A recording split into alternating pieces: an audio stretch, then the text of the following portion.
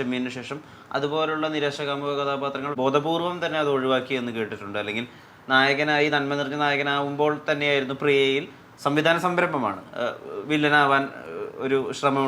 ആ ഒരു വാക്കാണ് തെറ്റ്. വില്ലനാകാനല്ല, ഈ സൽഗുണസമ്പന്നനല്ലാതെ അല്ലാത്തവരും ലോകത്തുണ്ടല്ലോ, അതെ ഉണ്ട്, അങ്ങനെയുള്ള ക്യാരക്ടേഴ്സ് എടുക്കാൻ. അല്ലാതെ വില്ലനാവുകയാണ്, അതൊക്കെ താരത്തിൻ്റെ ഓപ്പോസിറ്റാണ് ഈ വില്ലൻ. ആ വില്ലനും ആക്ടറുടെ കൂട്ടത്തിൽ വരുന്നില്ല.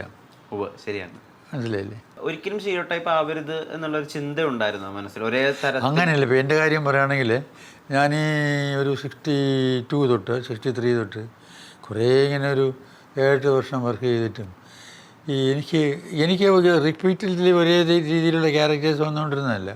അധികം അഭിനയിക്കാൻ സ്കോപ്പുള്ള ക്യാരക്ടേഴ്സ് കുറച്ചേ വന്നുള്ളൂ.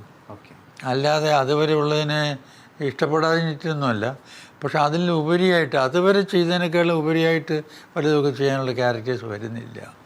അതുകൊണ്ടാണ് ഞാൻ ഈ ഇമേജിനെ കുറിച്ച് നോക്കാതെ ഞാൻ പടം എടുക്കാൻ തുടങ്ങിയപ്പം ഈ hero type star type characters അല്ല എൻ്റെ പടങ്ങളിൽ ഞാൻ എടുത്തിട്ടുള്ളത്. ഇപ്പോൾ ഭാർഗവി നിലയത്തിലെ സാറിൻ്റെ പ്രകടനം അതുവരെയും സത്യൻ സാറിൽ മാത്രം ചുറ്റിപ്പറ്റി നിന്നിരുന്ന സ്വാഭാവിക അഭിനയത്തിൻ്റെ മറ്റൊരു വേർഷനായിട്ടാണ് ആളുകൾ മനസ്സിലാക്കിയിരുന്നത്. ഏറ്റവും സ്വാഭാവികമായിട്ടാണ് അന്ന് എഴുത്തുകാരനെ സാർ അവതരിപ്പിച്ച് കാണിച്ചത്.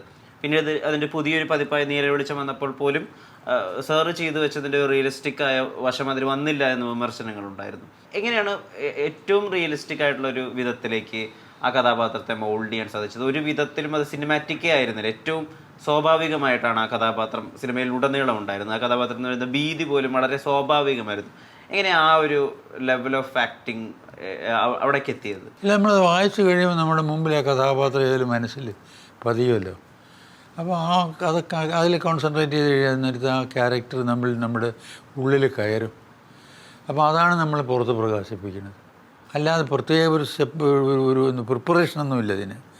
ടു അണ്ടർസ്റ്റാൻഡ് ഇറ്റ്, എന്നിട്ട് അതിനെ ഉൾക്കൊള്ളാനും അതിനെ തിരിച്ച് പ്രകടിപ്പിക്കാനും ട്രൈ ചെയ്യുക. സിനിമകൾ സംവിധാനം ചെയ്തിരുന്നപ്പോഴും അക്കാലത്ത് പേരെടുത്ത തിരക്കഥാകൃത്തുക്കളെ അല്ലാതെ സാറിന് ഇഷ്ടമുള്ള എഴുത്തുകാരുടെ വർക്കുകളാണ് പലപ്പോഴും സാർ സിനിമയാക്കാൻ വേണ്ടി ഉത്സാഹം ചെയ്തത്.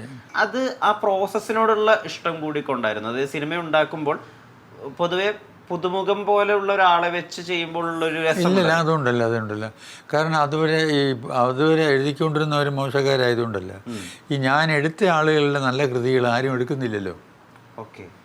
അതിപ്പോൾ എന്താ പറയുക, അതിന് ഏറ്റവും വലിയ എക്സാമ്പിളായിട്ടുള്ളത് മനേശ്വരി വിശ്വാമിത്രൻ എന്നുള്ള ഇതുണ്ടല്ലോ. അത് കൈനിക്കര കുമാരപിള്ള സാറിൻ്റെ നാടകമാണ്. അത് ഞാൻ എടുത്തില്ലെങ്കിൽ എഴുത്തതിന് ശേഷവും ആരും കൈനിക്കര കുമാരപിള്ള സാറിൻ്റെ നാടകം അന്വേഷിച്ച് പോയില്ല. ജി ശങ്കരപ്പിള്ളയുടെയാണ് അതിന് ശേഷം വേറെ ഒരെണ്ണെടുത്ത് ഞാൻ. പിന്നെ അങ്ങനെ പലരുടെയും ആരും വളരെ സിനിമയിൽ വളരെ പ്രസിദ്ധരായിട്ടുള്ളവരുണ്ടായിരുന്നില്ല. അത് ശ്രദ്ധിക്കാഞ്ഞിട്ടാണ്, മനസ്സിലായി, എല്ലാവരുടെയും മനസ്സിൽ പെട്ടില്ല. ഞാൻ അന്ന് ഈ വായനയിൽ കൂടുതൽ ശ്രദ്ധ പതിപ്പിച്ചിരുന്നതുകൊണ്ട് ഞാൻ അവരുടെ എല്ലാം കൃതികളിൽ ഞാൻ എത്തിപ്പറ്റി. അപ്പോൾ അതിൽ ഇഷ്ടപ്പെട്ടതിനെ ഞാൻ എടുത്തു എന്നുള്ളതേ ഉള്ളൂ. അന്ന് തൊട്ടേ സാറിൻ്റെ രാത്രി വേളകളിലുള്ള ഉറക്കമൊഴിച്ചുള്ള പുസ്തക വായന, സിനിമ കാണൽ, അത് കഴിഞ്ഞ് രാവിലെ വൈകിയുള്ള എഴുന്നേൽക്കൽ പ്രസിദ്ധമായിരുന്നു. പിന്നീട് ചെന്നൈയിൽ ഷൂട്ടിങ്ങുള്ള സമയത്തും രാത്രി കാലങ്ങളിലായിരുന്നല്ലോ അധികവും ഷൂട്ടിംഗ് ഉണ്ടായിരുന്നത്. ഇപ്പോഴും അതേ ഒരു ദിനചര്യ തന്നെയാണോ പാലിക്കുന്നത്? ഇപ്പോൾ അങ്ങനെയാണ് പാലിക്കുന്നത്. ഇപ്പോൾ മറ്റേതങ്ങനെയല്ല. മറ്റേത് ഒരു കുറച്ച് 60-70 വയസ്സ് വരെയൊക്കെ രാവിലെ 7:30 മണി വെളുപ്പാങ്കാലത്തൊന്നും എണീറ്റ് പോകില്ല. രാവിലെയുള്ള എല്ലാ ഷൂട്ടിങ്ങും അതിൻ്റെ സമയത്ത് പോകുമായിരുന്നു. പക്ഷേ കുറച്ച് പ്രായമായി കഴിഞ്ഞതിന് ശേഷം ഞാൻ പിന്നെ ഉച്ചയ്ക്ക് ശേഷമേ പോകുള്ളായിരുന്നു. ഒരു 2 to 9 ഞാൻ വർക്ക് ചെയ്യുള്ളൂ എന്ന് തോന്നുന്നു. ഇപ്പോഴത്തെ ഒരു ദിനചര്യ എങ്ങനെയാണ്? ഇപ്പോഴും സിനിമ കാണുന്നുണ്ട്, ഇപ്പോഴും OTT പ്ലാറ്റ്ഫോമുകളിൽ സിനിമ കാണാൻ ശ്രമിക്കുന്നുണ്ട്, പുസ്തക വായനയുണ്ട്. ദിനചര്യ ഒന്ന് പറയാം. ദിനചര്യ ഇപ്പോൾ എന്താ പറ്റിയെന്ന് പറഞ്ഞാൽ എനിക്കങ്ങനെ ഇപ്പോൾ നിങ്ങൾ ഇന്നത്തെ പ്രോഗ്രാം കണ്ടില്ലേ, നിങ്ങളുടെ പ്രോഗ്രാം, അങ്ങനെ ഒരു ദിനചര്യ എനിക്ക് വയ്ക്കാൻ സാധിക്കണില്ല. ഇനി മാറിയുള്ള ദിനചര്യ, അപ്രതീക്ഷിതമായിട്ടുള്ള സന്ദർശകരുണ്ടാവുക. അപ്പോൾ എന്തെങ്കിലും ചെയ്യണമെന്ന് വിചാരിച്ചാൽ പകലൊന്നും നടക്കില്ല. അപ്പോൾ ഒരു സിനിമ കാണണമെന്ന് പറഞ്ഞാൽ മനസ്സിൽ കണ്ടു കഴിഞ്ഞാൽ രാത്രി ഒരു 10 മണി കഴിഞ്ഞിട്ടേ എനിക്ക് സിനിമ കാണാൻ പറ്റുള്ളൂ. മനസ്സിലായി. എന്തെങ്കിലും വായിക്കണമെന്നോ, ഇത് അവിടെ 3 പത്രം ഇരുണ്ട്. 3 പത്രത്തിൽ 3 ഞാൻ ഒരു 30 പ്രാവശ്യം വീതം എടുത്തിട്ടുണ്ട്. എനിക്ക് വായിക്കാൻ സാധിച്ചില്ല, ആളുകൾ വന്നും പോയും ഇരിക്കുന്ന കാരണം. പിന്നെ ആ രാത്രി അത് വായിക്കേണ്ടത്. അങ്ങനെ വരുമ്പോൾ എൻ്റേതായിട്ട് എനിക്ക് കിട്ടുന്ന സമയം ആഫ്റ്റർ 11 o'clock. അപ്പോൾ നമുക്ക് ഉറങ്ങുമ്പോൾ ഒരു 3-3:30 മണിയായി പോകും. ഏറ്റവും ഒടുവിൽ കണ്ട സിനിമ ഏതാണ്? പുതിയ ഒരു സിനിമ ഞാൻ ഇന്നലെ കണ്ടത്, ഈ ടോവിനോട് അടിപൊളി അക്രമം ഒരു പടം വന്നിട്ട് അജയൻ്റെ രണ്ടാം മോഷണം. അത് ഏറമാണ് ഇന്നലെ വൈകിട്ട് കണ്ട് നിർത്തിയത്. ഈ ഏറമിൻ്റെ സിനിമയ്ക്കും പണ്ട് മലയാളത്തിൽ വലിയ രീതിയിൽ വിറ്റുപോയിരുന്ന വടക്കൻ പാട്ടുകളുടെയും അല്ലെങ്കിൽ പടയോട്ടത്തിൻ്റെയൊക്കെ ഒരു ഛായ ഉണ്ടല്ലോ ചെറുതായിട്ട്. അത് ഓർത്തോ സിനിമ കണ്ടവസാനിപ്പിച്ചപ്പോൾ? അത് കണ്ടപ്പോൾ എനിക്ക് വളരെ ഇഷ്ടപ്പെട്ടില്ല. കാരണം അത് ഒരു ജനറേഷൻ ഗ്യാപ്പായിരിക്കാം. അതിനകത്ത് ചുമ്മാ ഈ അടിപിടിയെല്ലാം നമ്മളിത് കണ്ടുകൊണ്ടിരിക്കുക എന്ന് പറഞ്ഞാൽ എല്ലാ അടിപിടിയും നമ്മളെ വിഡ്ഢികളാക്കുന്നതല്ലേ. ഒരുത്തിൻ്റെ താടിയിലൊരു തട്ട് കൊടുത്താൽ അവന് പൊങ്ങിപ്പോയി 3 കറക്കം കറങ്ങി താഴെ വന്ന് നിൽക്കുകയും അവിടെ നിന്ന് എണീറ്റ് വന്ന് വെണ്ണി അടിക്കുകയൊക്കെ ചെയ്യണത് കണ്ടുകൊണ്ടിരുന്നിട്ട് തൃപ്തിപ്പെടുക എന്ന് പറഞ്ഞാൽ സാധിക്കണില്ല.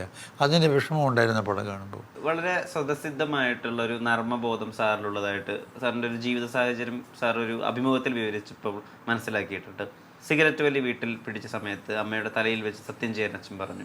അപ്പോൾ അച്ഛനോട് പറഞ്ഞു, ഞാൻ ഇനി സിഗരറ്റ് വലിക്കില്ല. ആ നിമിഷം തൊട്ടങ്ങോട്ട് ഇനി പിന്നെ അങ്ങോട്ട് ബീഡിയാണ് വലിക്കുന്നത്. കാരണം സത്യം അവിടെ ലംഘിക്കപ്പെട്ടിട്ടില്ലല്ലോ. ഈ നർമ്മബോധം അതൊരു നർമ്മബോധമല്ല, ആവശ്യമായിരുന്നു. ഇപ്പോഴും നമ്മളോട് സംസാരിക്കുമ്പോൾ പോലും നർമ്മമുണ്ട്. ജീവിതത്തെ ലൈറ്റായി തന്നെയാണോ ഇത്രയും കാലയളവിൽ മുഴുവനായും എടുത്തത്? സ്വയം ഒരു ഗൗരവമായിട്ട് എടുത്ത സന്ദർഭങ്ങളുണ്ടോ? ഇല്ല, അങ്ങനെ വലിയ സീരിയസ് ആയിട്ടൊന്നും എടുത്തിട്ടില്ല. കാരണം ജനിക്കുന്നു, കുറേ കഴിഞ്ഞിട്ട് പോകുന്നു, ഇതൊക്കെ നമുക്കറിയാമെന്നുള്ളതല്ലേ. അപ്പോൾ ഇതിനെ വലിയ സീരിയസ് ആയിട്ട് എടുത്തിട്ട് കാര്യമൊന്നുമില്ല. സീരിയസ് ആയിട്ട് എടുത്താൽ കൂടുതൽ ബുദ്ധിമുട്ടാവില്ല ലൈഫിൽ. So take it like that. കുറച്ച് ലൈറ്റായിട്ട് എടുത്താൽ സുഖമാണ് ജീവിക്കാൻ. ഇപ്പോൾ 91 വയസ്സാവുന്നു. ഇതുവരെയും ആവുന്നുമല്ല, അത് കഴിഞ്ഞു. 91 വയസ്സ് കഴിഞ്ഞിരിക്കുന്നു. വളരെ വിരളമായ പിറന്നാളുകൾ ആഘോഷിച്ചിട്ടുള്ളൂ. അതും 80-ഉം 90-ാം പിറന്നാളും ആഘോഷിക്കാൻ അതിൻ്റെ കാരണമുണ്ട്. മാധ്യമശ്രദ്ധ, ആളുകൾ വന്ന് ആശംസകൾ അർപ്പിക്കുന്നു, അതുകൊണ്ടൊക്കെയാണ്. എന്താണ് പിറന്നാളുകൾ, അങ്ങനെയുള്ള ആഘോഷം, അതിനോടൊക്കെ ഒരു വിമുഖത? അങ്ങനെ വിമുഖത അല്ല ഉണ്ടായിരുന്നത്.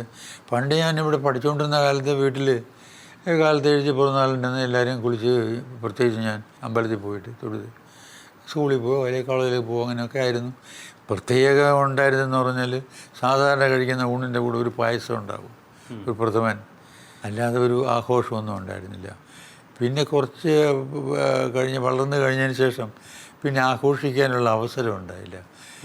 എൻ്റെ ഗ്രാജുവേഷൻ കഴിഞ്ഞതിന് ശേഷം 2 വർഷം ബനാറസിലായി പോയി MA പഠിക്കാൻ.